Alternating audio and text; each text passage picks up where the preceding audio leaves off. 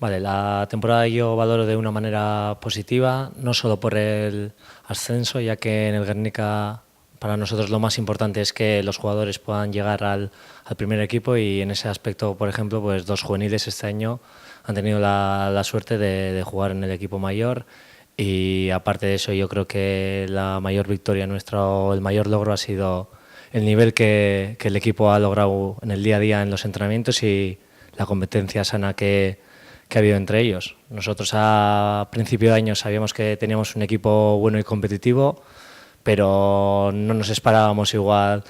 sacar esa cantidad de puntos o sacar esa diferencia. Es verdad que empezamos muy bien la temporada, con muy buenos resultados, y eso nos hizo pues ya ir mejor. Y de cara al año que viene yo creo que la mayoría de los jugadores siguen, solo había este año 3 o 4 jugadores de último año y el bloque se mantendrá y yo creo que tendrán un equipo competitivo en Nacional y ahora pues en Copa, hemos empezado en Copa y ayer jugamos contra un equipo de Nacional y tuvimos la suerte o hicimos un buen partido y ganamos 4-3 y lo que esperamos de la Copa es disfrutar, pero sobre todo compitiendo. Queremos competir,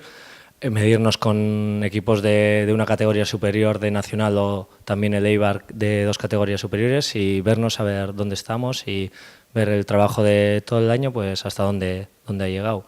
Y como te he dicho antes, nuestro principal objetivo es que salgan jugadores de